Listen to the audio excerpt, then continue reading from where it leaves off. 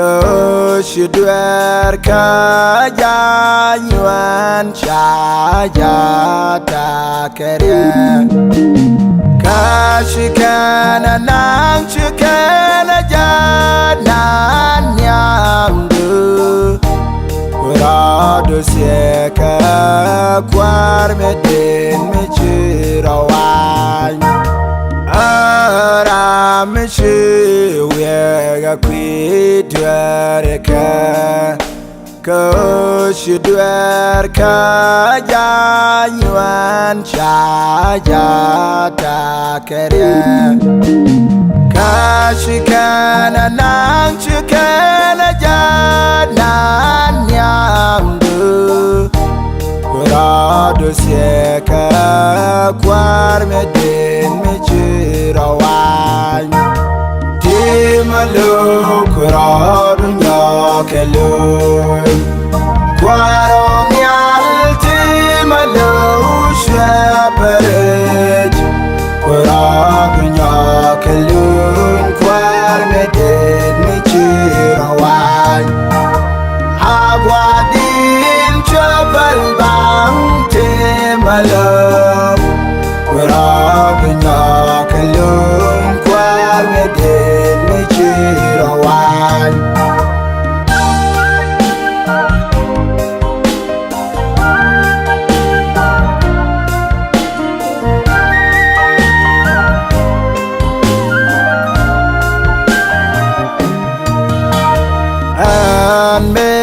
Dan tadum nyonwa Milona me kapal dwere igor karyam Miloni jan melag dwenas malotijat Kurado sieka kwar medin michirawan An medan tadum nyonwa Milona me kapal dwere igor karyam Miloni jan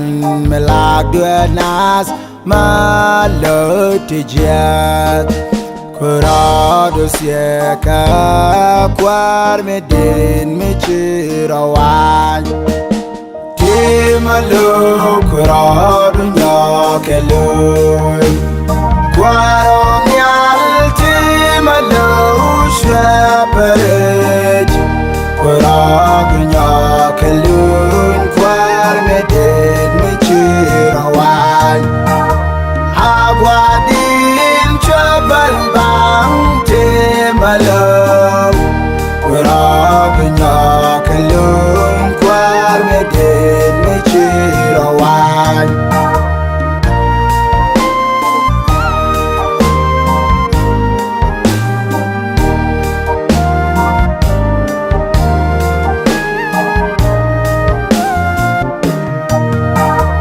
An kedier lwa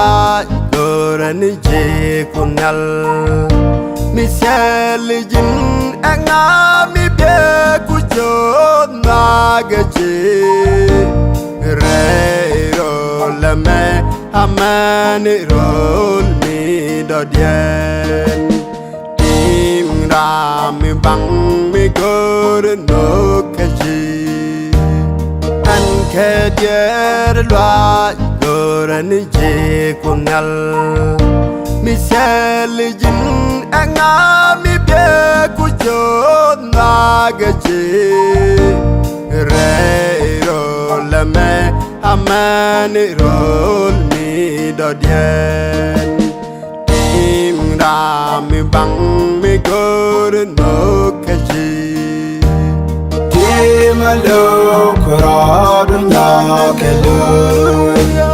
Kwarong yal timalo shepherd Kurado nyakelun kwar medin michirawan Agwadin chapal bang timalo Kurado nyakelun kwar medin michirawan